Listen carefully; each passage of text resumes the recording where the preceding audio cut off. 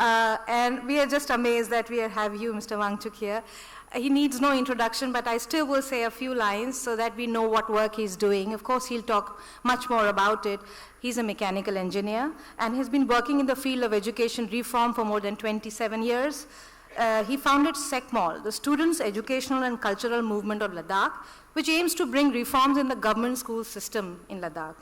For students who still failed in their state exam, he has founded the SECMOL Alternative School Campus near Leh, a special school where the admission criteria is failure in exams and not grades.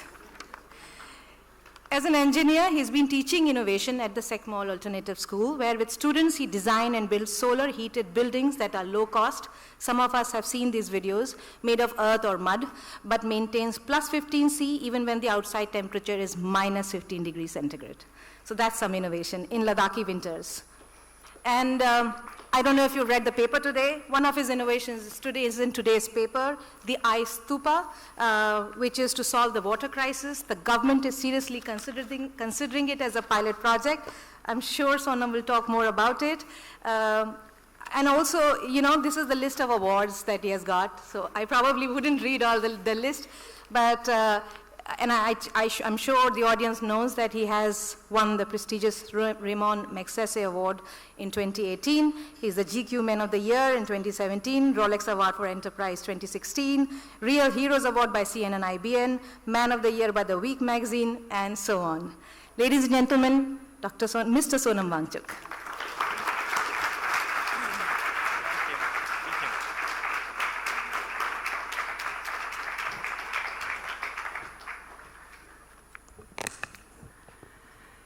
Thank you very much.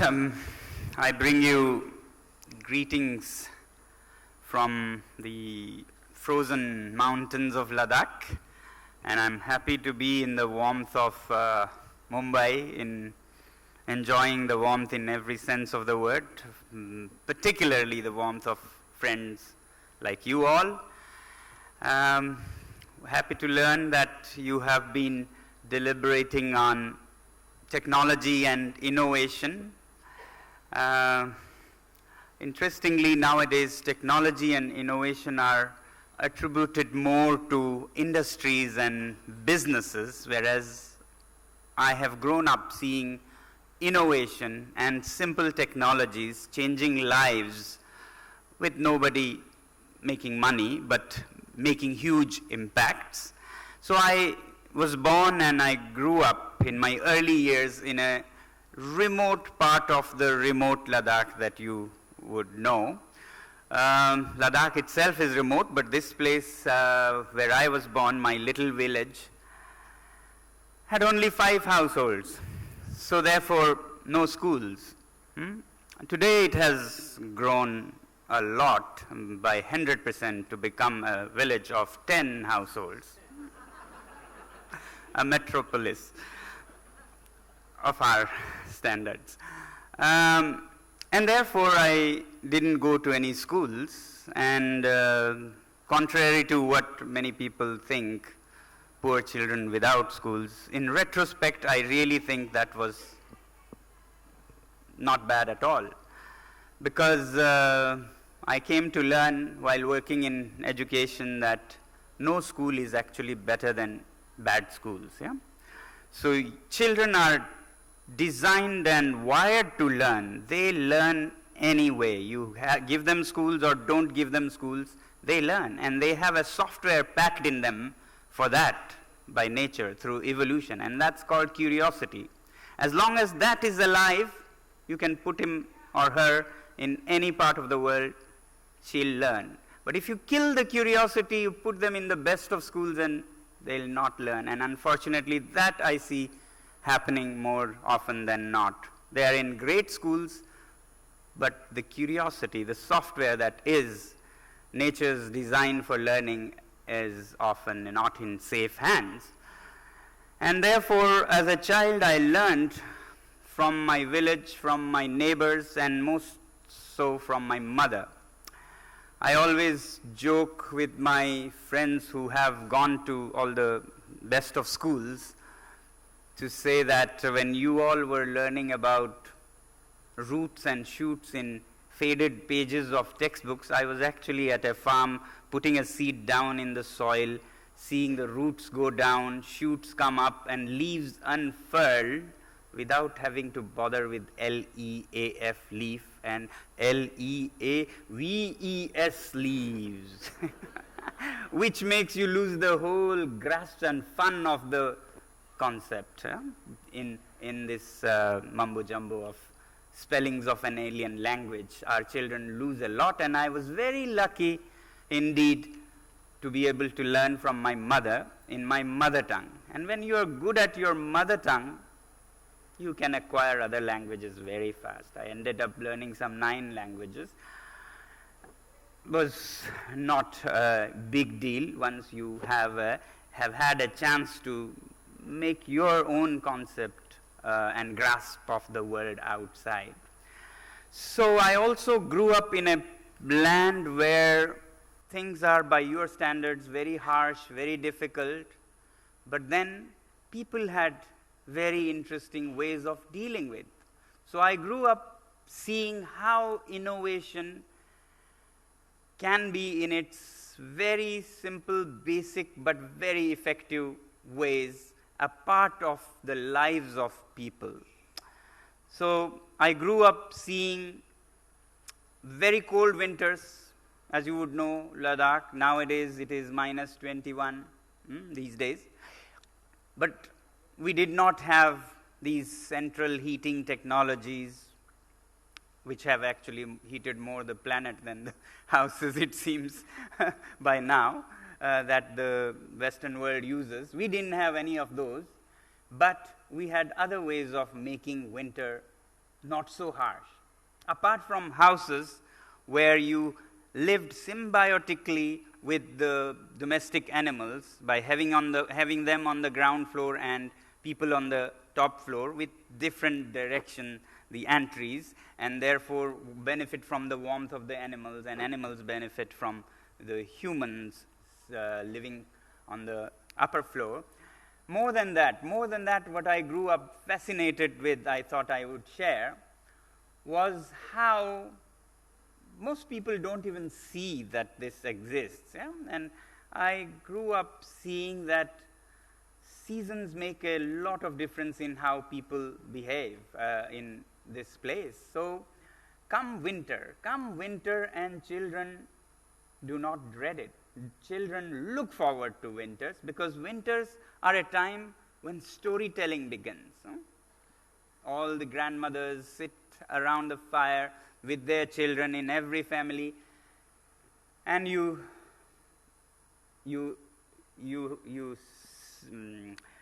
sort of stimulate your imagination as the grandmother's commentaries go on. And then what happens is different monasteries, different villages have all their festivals in winter and winter only. So you look forward to winter for all its color of festivities, one to the other. You count the winter away from festival to festival. Come spring, the first greens grow outside, and storytelling becomes a sinful activity. So I grew up being told, now it is spring, greens have come out, no storytelling at all. And suddenly I see no festivities, but festive action of another kind would start with the first plowing in the field, with a big ceremony in praise of the yaks and those who work on the field, and singing and dancing of another kind that would follow agriculture. Before coming to that, I would say why this was designed so. I learned much later that this was actually a beautiful, innovative design, that you would perhaps not see innovation in this way. So they had designed to keep all the festivals for the cold winter months and all the storytelling for the cold winter months. And I used to wonder, why is it sinful? And we actually believe that it will harm many beings if we tell stories. That's what grannies would tell us. Then I understood, okay, the first greens, can you guess why storytelling becomes a sin? Yes, this is the time for work, and that will keep you busy and happy, and you don't need stories for that. And stories you keep stored for winter when you don't have much to do and you want to spend your time with family and so on. So similarly, festivities in the monasteries would only happen in winters. This I thought was rather innovative, you know. You could spend all the money in the world and technologies and so on. It couldn't perhaps bring this color and life in such dull winters otherwise. Now, agriculture itself was very interesting to observe. Farming on a desert at 12,000 feet is by no means simple or easy, but people had their own ways of making it easy. So, farming starts, and every activity of farming, whether it is plowing with the animals, it is accompanied by beautiful songs in praise of the animals. Then you get watering the fields, and there are songs for that. Then you harvest the crops. There are beautiful songs as per the rhythm of which the whole community harvests the fields. And then you have thrashing with animals going around. You don't have songs, but you have whistles of a very special kind, and when 20 people whistle in rhythm, it's a very different kind of music they produce. Huh? Similarly, winnowing, there's a music and there's a rhythm to every action, and the drudgery of farming becomes suddenly something like a dance.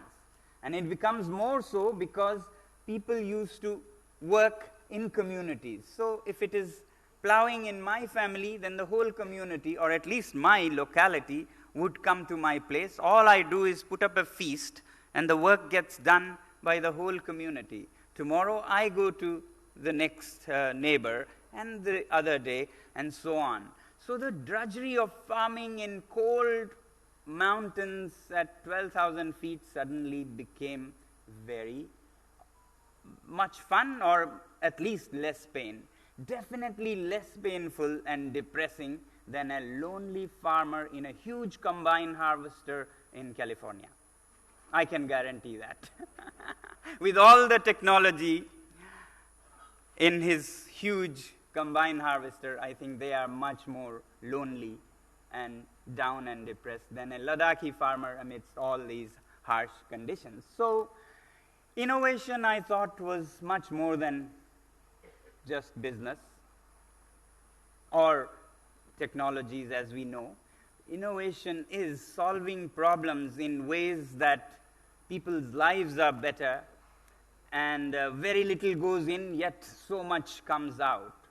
And that was what I was fascinated by. Now, coming to my own little journey. So after this no schooling, I finally had to go to schools because, well, that's what everybody did, and I was dragged into a school, like it or not. And I had very hard few years in the beginning. I didn't understand any of the Hindi or Urdu or English that the school taught in. And their way of dealing with this confused child who needed attention was to make him sit at the back bench. And I never understood, how would I understand more by sitting far away from the teacher than by sitting close almost in their laps? Or worse still, I spent a lot of time actually outside the door standing, because homeworks I would never do, and I would spend more time outside the door than inside. But today I like it that that's at least one way I can say I was an outstanding student. Also.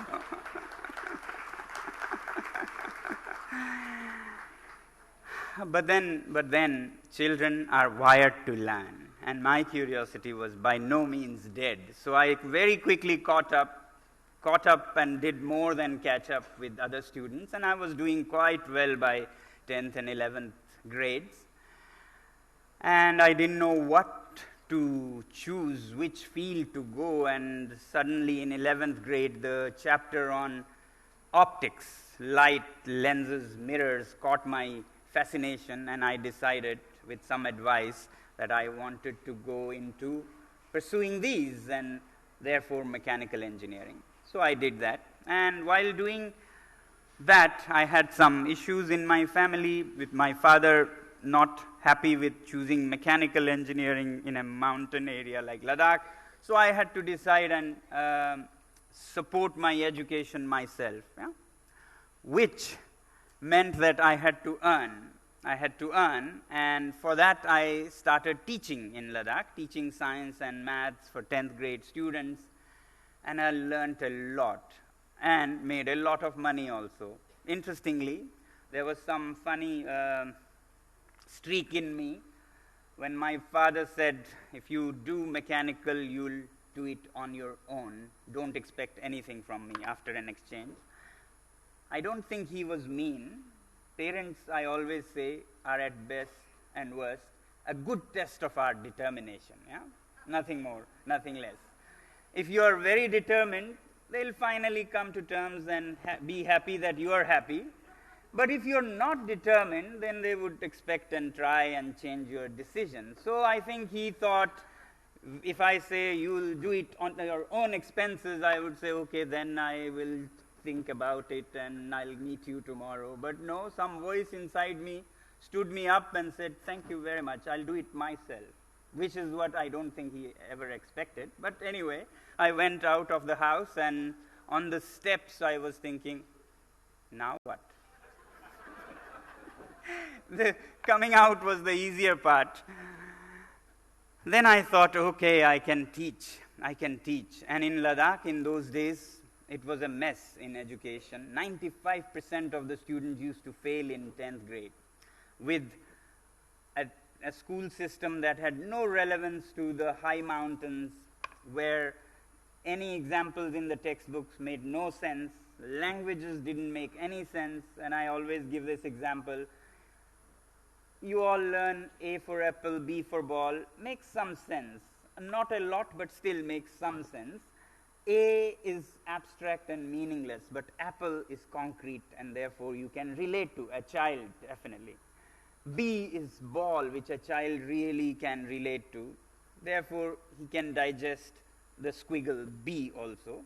So some clever person devised this system, and a not so clever person copied and pasted it at 13,000 feet, and it becomes, in the wintry nomadic schools of Ladakh, minus 30 outside and children are memorizing inside, F for fan, F for fan, F for fan. And then a child, some idiot asks, but sir, what is this? And the teacher says, you don't know what this is? No, sir. Actually, I also don't know what this is. I've never seen this thing, but I'm told it keeps you cool. And the child says, but why would anybody want to be colder than we are, sir? So that's what education becomes when you just blindly copy and paste it. It doesn't work in Ladakh when you copy something from Srinagar and paste it there. Later I learned actually it doesn't even work in Srinagar, the then capital, because there it's copied from New Delhi and pasted there. Much later I saw that it doesn't even work in New Delhi. It's just copied from London and then pasted in New Delhi. A copy of that is taken to Kashmir. A copy of that copy is taken to Ladakh, and you can imagine how legible that copy of the copy of the copy of the copy would be. You would think this is funny, but it was much funnier and sad. It took me maybe 10 years of working in the field of education to understand that it actually doesn't even work in London in the first place.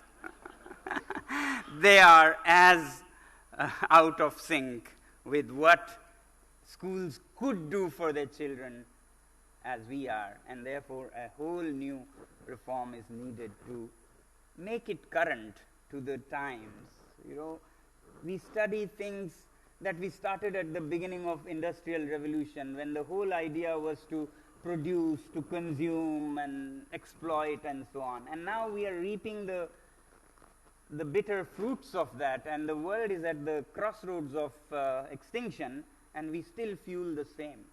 And somebody clever like Einstein said, if you put more and more of the same thing inside, you'll get more and more of the same thing out. Yeah? So it doesn't help. Anyway, so I went back to Ladakh and started teaching students, and was a very interesting experience for me. I devised some very interesting methodologies of teaching, where the stronger students would teach the weaker students, and the weaker students would be helped and become good, but the most helped were the stronger students themselves. They would become stars, because you don't really understand something until you have taught somebody. Yeah? You think you have understood, but when you teach somebody is when you really understand. So these things were great success, and in 2 months, which is what I had as vacation to earn my expenses for the year, I had earned not for that year, but all the 3 years. This experience, this entrepreneurship became so successful that in 2 months, by today's standard, I had earned roughly 4 lakh rupees, which was enough for all the 3 years. And that had a profound impact on me, I remember. As a 19-year-old, I felt that money could be made anytime. It's not the biggest thing in the world. You could make in 2 months for 3 years. You could anytime come back to do it. There are more important, meaningful things to do. So in today's parlance, I say, I got demonetized. Long back. And happily so, rid of this craze. And the big mission or big meaningful thing to do was right in front of me also in that experience. These students who were failing by 95% were actually so bright, enthusiastic, nothing wrong with them, just that the system was against them in the ways that I just said. So I decided that in life it is not just about what I need, but also what needs me. Yeah? And hence I decided, rather than adding another engineer to the long queues at employment exchange, I would go back and try and change this system. So when I finished my engineering, I put my lenses and mirrors on the back burner and started helping change the school system. We worked with the government, together with many like-minded friends I met who also had been victims of this system. We started changing the textbooks to make them more meaningful, more relevant to the context. Started training the teachers to be more engaging, more friendly, less frightening, and active, engaging, experiential.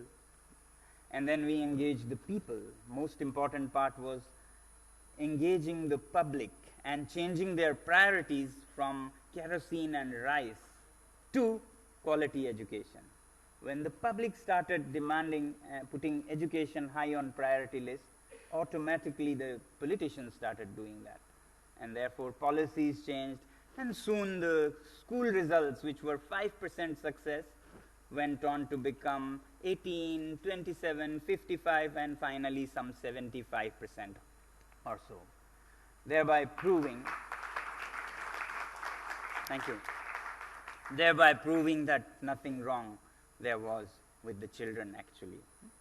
Now our focus became those who still failed. Why should anybody fail? And for them we started this school that she explained, a special school where children could learn in a different way. Because if I don't learn the way you teach, then why don't you teach the way I learn? Children learn much more when you teach them actively, engagingly, applied. And why should we make bubbling, young, energetic teenagers sit in a classroom and remain pin-drop silent, listening to lectures, taking notes? No time in the history of human evolution, human young ones ever learned that way. They always learned out in open nature, risking their lives, using their curiosity, imitation, and learning happen. So suddenly we become very smart and put them in classrooms and lecture them to death, and this energy that nature gifted to cope with the learning phase would then come out in other ways because we don't let it out. So it comes out as, my theory is, teenager rage, rebellion, because we don't make good use of all that evolutionary energy that young adults have.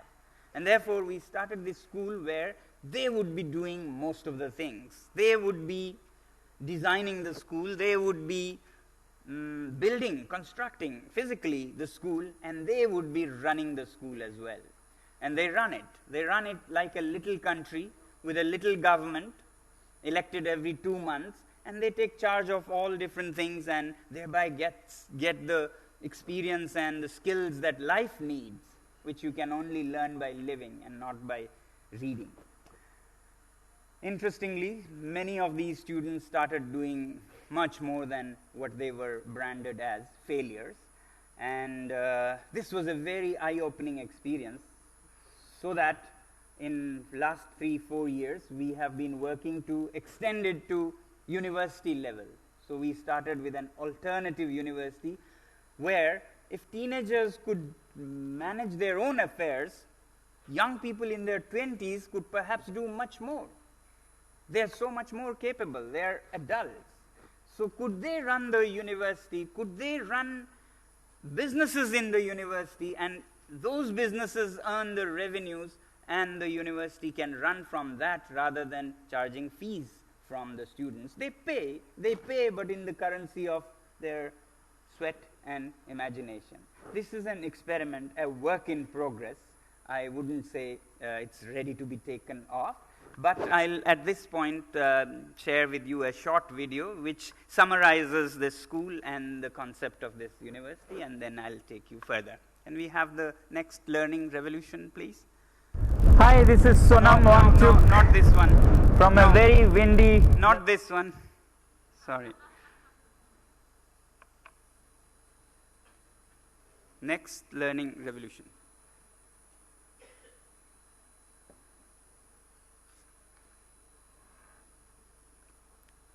So this gives you a little context and a feel of what I'm talking about. Otherwise, you know, this is a very different place and my words cannot do justice as few images can. I've never let my schooling interfere with my education. So said Mark Twain. How about you? Do you miss your school or college days? You perhaps do. But perhaps not for the classrooms and teachings. You actually perhaps wished every day that the school be closed the next day so you could stay home. But here's a school in Ladakh where the most dreaded punishment is to be sent home for 2 weeks, where students learn by doing things, where they engage in various innovations to solve real-life problems like climate change, where they run the school themselves like a little country with an elected government and learn management and governance that way, where they learn communication by running the campus newspaper and radio, science by designing and building their own school, solar-heated mud buildings that stay at +15 even when -15 winters, kindness and compassion through introspection and meditation. A school where the criteria of admission is not your percentage, but that the conventional system has failed you. Hi, I'm Sonam Wangchuk from Ladakh, a remote mountain region in the Indian Himalayas. 25 years ago, when I was finishing my own engineering education, I saw that schools were a pain for everyone. But for mountain children, it was doubly painful and irrelevant. Children who spoke Ladakhi or Tibetan at home were made to sit all day memorizing in alien languages like Urdu or English. F for fan, S for ship, T for train. Till recently, every year, 95% of the students used to fail in the all-important 10th grade exams. Together with like-minded friends, we launched SECMOL, the Students' Educational and Cultural Movement of Ladakh, and said enough is enough. Working with the government, we rewrote many textbooks, retrained the teachers, and organized the villagers. And the results started changing too. For those who still failed, we started the alternative school that you just saw. And the results? Tewang Rigzin went on to become a top journalist and later became the Education Minister of Ladakh Hill Council at 27. He had failed his 10th grade 5 times. Stanzin became a filmmaker and has been winning awards across countries. He had failed 4 times. Miss Tinless is today a celebrated social entrepreneur. She had failed 3 times. But now we see that the state of higher education is no better. Not only for Ladakhis, who of course are doubly disadvantaged again, but for you in the big cities too. It's time we change this. We in Ladakh are dreaming again. This time our dream is to create an alternative university that will use all our learnings from the past 25 years. Once again, a hands-on doers university, where the School of Business runs real-life companies on campus. The School of Tourism runs high-end hotels and simple homestays. The School of Education runs innovative schools. The revenues from these sustain the university while the students get free higher education and of course hands-on experience. But this is more than a dream now. His Holiness Chetsang Rinpoche, one of the top spiritual leaders in Tibetan Buddhism after His Holiness the Dalai Lama, is supporting this cause as the chief patron. The Hill Council government of Ladakh has earmarked roughly 200 acres of land, and the Ice Stupa artificial glaciers have already started greening this desert. A fully solar-heated, mud-built university township is being planned by some of India's top architects. Together, let's start the next learning revolution, where education is not limited to just the 3 R's, all too much to do with the head alone, where skills of the hands and kindness of the heart are given equal importance. Sure, it would take significant financial resources to materialize this ambitious dream. Recently, I was awarded the prestigious Rolex Award for Enterprise for the Ice Stupa artificial glaciers. Sonam Wangchuk. I contribute my Rolex Award as a seed for this cause. Thank you very much. I have decided to contribute the roughly 1 crore rupees as a seed fund to finally raise 150 crore rupees for the first phase of the project. And I very much hope that you all will join me and match this contribution according to your capacities. Together, we can change the face of higher education forever, not just for Ladakh, but for the whole world. So join us. The future has already begun. Oh, thanks. Thanks.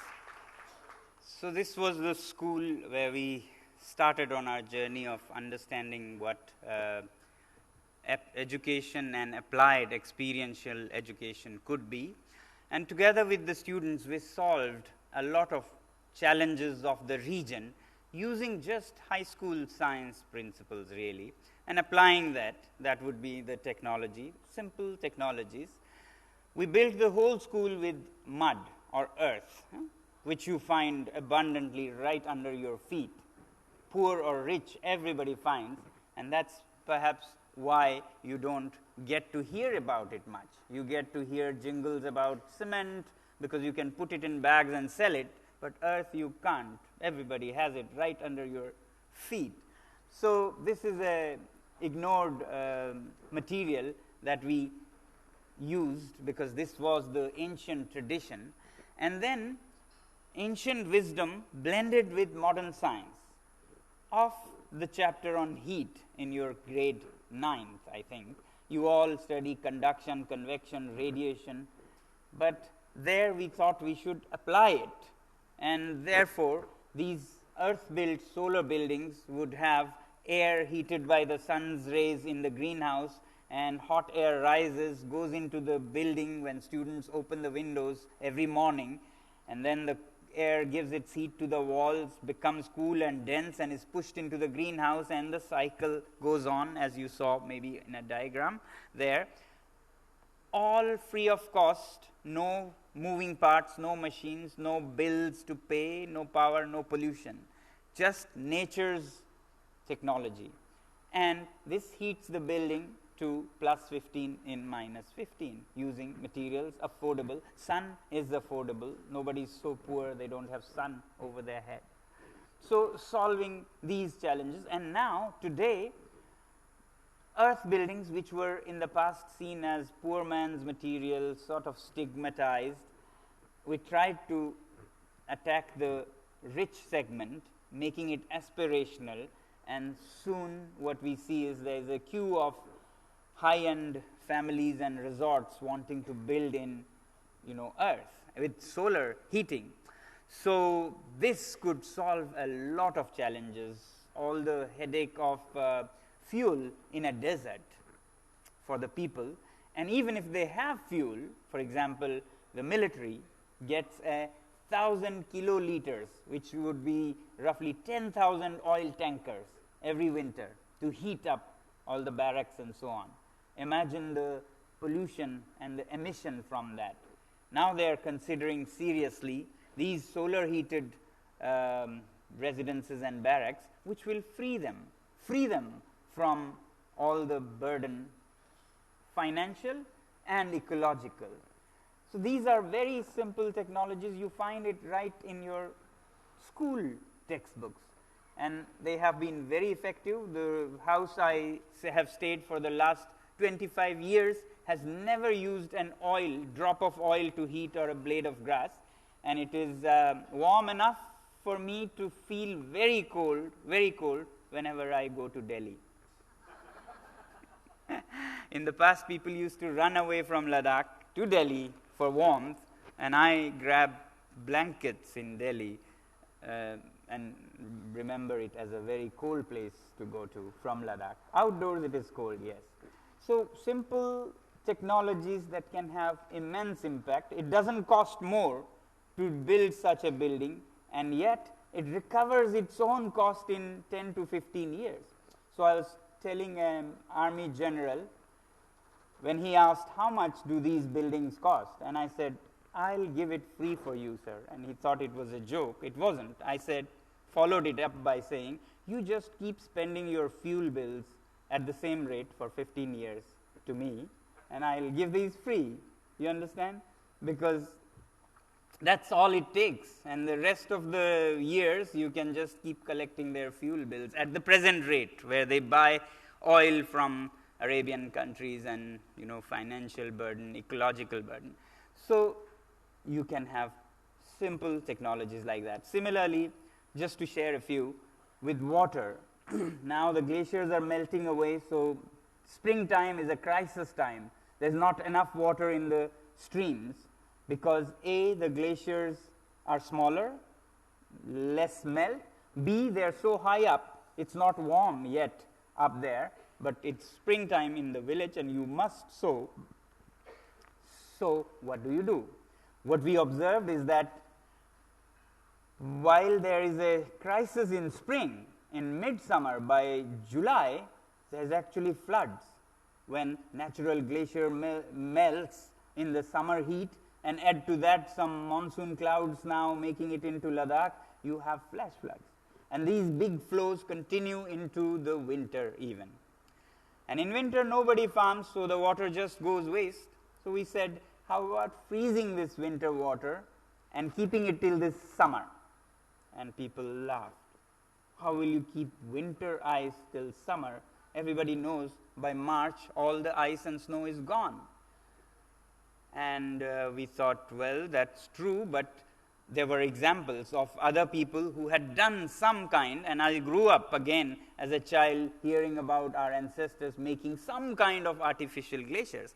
So here again, we wanted to preserve it till summer by cutting the sun, and you could have shades, but nothing was practical and affordable over huge reservoirs of ice. And to our help came high school science, or geometry in this case. So by using this simple geometry, you all learn that certain shapes have low surface area or minimum surface area for the given volume. Shapes like spheres, hemispheres, cones. So we said, why don't we freeze it in the shape of a cone?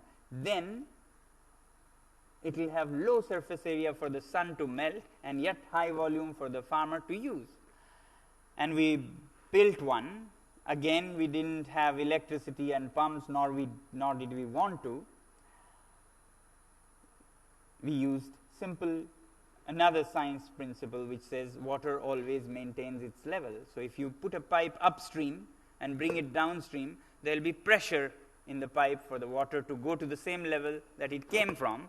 And if you put a fountain, it sprays the water into the air, into the -20 air, and the liquid that goes up on its own without using a pump will suddenly become solid. When it loses its heat in the -20 air, when it sprays, it falls down and freezes. And that's how a conical ice structure happens. And that was the trick. We thought this was a hypothesis. Then we were to see whether it lasts long enough in the summer. So we had bets at our school. Some said mid-March, others said end of March. I was a little wild to say mid-May, and the hypothesis proved right, and the ice structure that you saw lasted till July end. Yeah? And it melted slowly, giving its water to the plants that we had planted to see the concept. So, very simple, low cost, no cost technologies you can use to help people's lives. Another very simple technology that I think of from this school that I will share here before I come towards the end of it. People ask me, at this school there are so many interesting gadgets and contraptions, what is your favorite? Solar device. They are mostly solar. So what is your favorite solar device? And I say, well, I can't show you. It's not visible. There's no object to show. So what it is the campus standard time. This campus, this school, I told you, is run like a little country. It has everything of its own, like a little country. It even has a time zone, which is 1 hour ahead of the Indian standard time. Okay? No secession or separatism meant here. It's just a practical ecological solution. So our time runs 1 hour ahead of the time that you have, which means that teenagers go to bed 1 hour early, which is not normally an easy job, yeah? Because their watches are 1 hour early. So they go to bed early and they get up 1 hour earlier without any pains, because their watches go 1 hour earlier. Now, what I say is that my favorite solar lighting device is not the mumbo jumbo of PV panels and lithium ion batteries and LED bulbs and so on. My favorite solar lighting device is the simple window. Early at 5:30, it gives light, only if we are awake to use it. The problem is with us, not with the lighting device. It works, but we, with all our inventions and technologies, we use the day to produce power and then stay up till 1, 2, 3 in the night against the rhythm of nature just because we can, and we brag about our solar panels and so on. Yeah? we don't need those things or need half of them if we just flow in rhythm with nature. So if you go to bed and not too long after dark and get up not too long after sunrise, you could make a huge change. So imagine half the world's population goes to bed early and gets up early, so many nuclear power plants could be closed down. You could save the planet by just sleeping.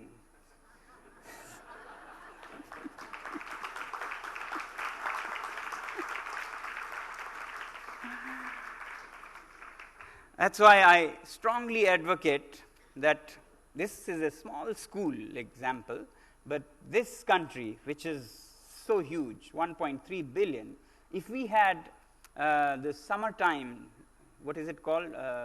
Light hour saving, daylight saving system, you could be saving so much energy and closing down so many coal-fired power plants just by adjusting your lives to nature. Maybe when we became independent, we were a not so literate country, there would be confusion and so on. But today we can adjust our watches to the seasons and save, and as they say, saving is a generation, energy saved is energy generated. We could do so much just by the simple technology. There is no technology, there is no moving part, there is no industry, actually just a concept, and it makes a huge difference, is what I think we could do, for example.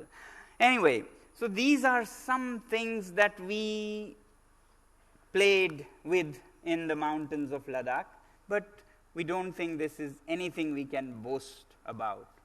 Our solar buildings are nothing. It doesn't do much to the people in the region. Our artificial glaciers are nothing to boast about because the challenges are much bigger. Global warming will continue and our glaciers will be gone and we won't even be able to make artificial ones. So the solution is not really in the mountains with us, acting smart with few things here and there. The solution lies really with you in the big cities, which is where the challenges of the climate and global warming starts. New Delhi, New York, London, Paris, these are the cities. So we thought it's okay to mitigate and adapt to climate change in the mountains, but things won't change until people in the big cities of the world also change. So we set out some 3 months ago, virtually, to change the world. And we thought a sincere SOS cry from the mountains, people in the world would listen to, and I still hope they will listen to, and we started a movement called I Live Simply Movement. And I believe we are at a stage on this planet where doing less is needed more than doing more. Our very existence and extinction is at stake. So this country needs to go back to its thinkers who gave to the world thoughts like this planet has enough for everyone's need but not enough for everyone's greed, right? Similarly, what guides me is this philosophy from Buddha, who said, this is very interesting, this is a country that had such profound philosophies for the well-being of the people, and yet we seem to have lost our path. Buddha said, for a human being, it is a greater achievement to conquer a single desire than to fulfill 1,000. And today, our path seems to be the second one. Successful to us is the person who has fulfilled most desires, but it never ends. It's like a bottomless bucket we have in our bosom. You can put all the cars, all the clothes, all the buildings, and yet it is empty because there is no bottom. So what Buddha says is, it's a greater achievement to conquer a desire. If you conquer the need for another car, then you will be happy ever after. But otherwise, if you fulfill the need for another car, then the next one will arise. This will look like a tin box. And the next one will give rise to the next one, which is the model this world is following and is getting us in a big soup. So therefore, perhaps the very model of progress and well-being needs to be relooked, inspired and guided by such thoughts. Even in the so-called modern world of MBAs and engineers, I remember from my engineering days what I most remembered and take inspiration from, and therefore it's not just Buddha or Gandhi. In economics, what I loved the most was the law of diminishing returns. Yeah? When you buy your first pair of shoes, it gives you 100% satisfaction. Second one gives you less. Third one, even less. By the time you buy your 21st pair of shoes, it hardly gives you any satisfaction, right? But if you give that 21st pair of shoes to a person who has no shoes, it would give them so much more satisfaction. And if you could give it to 30, 40, it would be so much more meaningful than just amassing pairs of shoes in your cupboards with no meaning. If you were a real, true economist, you would value that more because you are generating so much more satisfaction, absolute terms, yeah? Rather than putting it in your cupboard with an incremental, fractional increase in satisfaction. So I think modern economics even teaches living simply and sharing resources with others. So therefore, we started this movement called the I Live Simply movement. I'll share a little video that we made, and I'll invite you all to be a partner and share it among your friends and near ones here in India or abroad, because I would like it to become a global movement so that finally we up in the mountains and those at the seashores who will be the first victims have a better chance. At least we'll have tried rather than given up. Can we have the I Live Simply video, please? Hi, this is Sonam Wangchuk from a very windy Ladakhi afternoon. Let me show you this valley where I am. It's called the Phyang Valley, where we are building an alternative university for mountain development and climate change adaptation. The sad story of this valley is that in 2006, there was a devastating flash flood which took many lives and washed away many farms, fields and houses. When we asked people, when was the last time you had seen such flash floods, the answer was, we don't remember.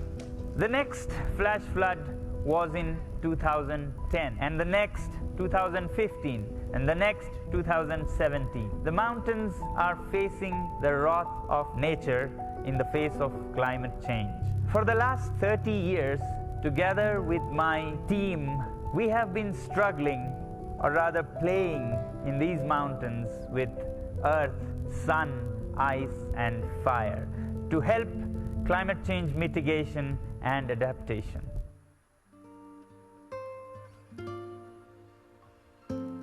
With my team, I have been designing and building many institutions, all run on solar energy, using the sun for space heating, cooking, pumping, lighting and so on.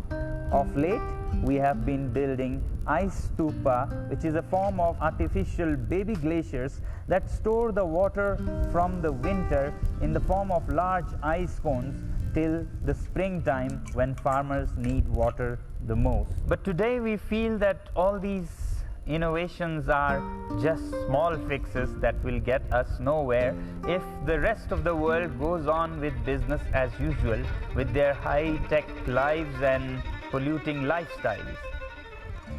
Today, on the 150th birth anniversary of Mahatma Gandhi, who epitomized simple living, we want to start a global movement starting from the mountains of Ladakh to appeal to the people of the world to please live simply so that we in the mountains may simply live.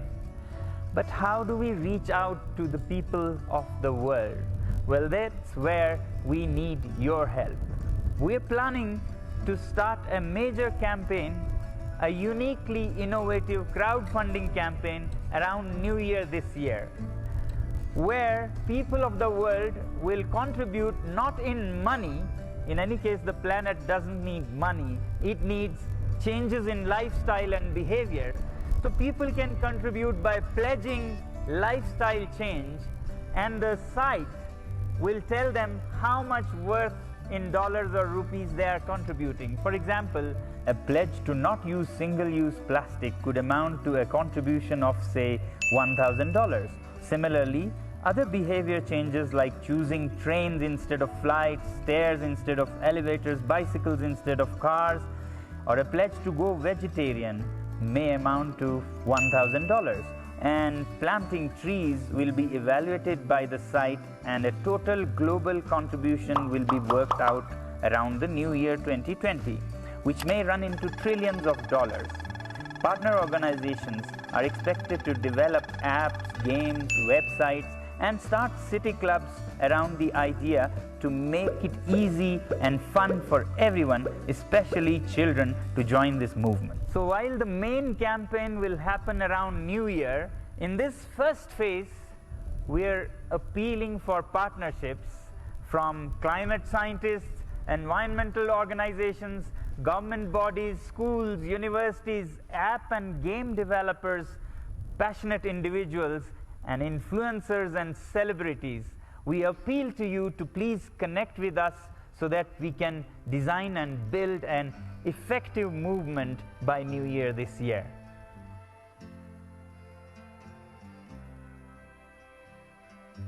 Please live simply. So we may simply live. Please live simply. So we may simply live. Please live simply. So we may simply live. And as we greet and bid farewell in Ladakh, we say Jule. Jule! Thanks. So, please live simply so we may simply live, and I invite you all to go to this website, www.ilivesimply.org, and you don't have to part with your money. You only part with your habits. If you use cars all the time, maybe choose bicycles, lifts all the time, maybe choose stairs. That's all you do. You can also choose to not use hot showers. There's a whole lot of series of videos. If you go to my YouTube, you'll see even taking shower in frozen Indus is not so difficult. So definitely for you to take a cold shower in your bathroom will not be the end of the world. Similarly, you could choose, like I have chosen to use, not buy fresh clothes when I can, so I use second-hand clothes, very proudly so. I have chosen not to iron my clothes. You don't look so bad in unironed clothes. If you can tolerate torn, ripped jeans, then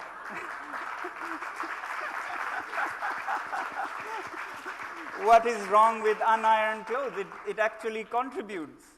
Torn, ripped jeans is good if it is naturally ripped. If you wear till they rip, that's wonderful service. But by ironing for an hour, I found you use as much electricity as a rural household would use for lighting for 4 days. So you can choose any of such things. And do you pledge something in this new year? You all? Can you raise your hand? Yeah? Wonderful. I'll take a picture of this and I'll remind you, and if you don't pledge and fulfill your pledges, your grandmother will be sick, your grandfather will go crazy, and very bad things will fall on you unless if you don't share this, all that. Okay? So, do we pledge? Yes. We pledge that we live simply so that others may simply live, right? Thank you very much. I have now a lot of proofs. Thank you. Thank you very much. Thank you. Thank you. Thank you. Thank you.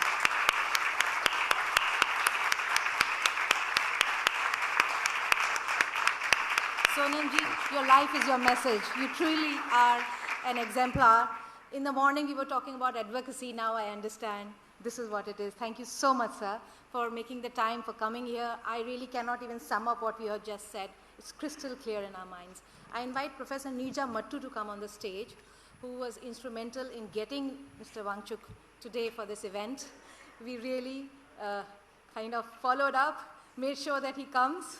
And thank you, Dr. Mattu.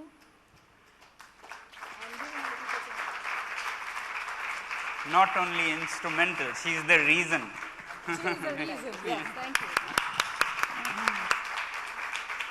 But now my reason will be all that you will go and do. Yeah? And if you don't, you know what.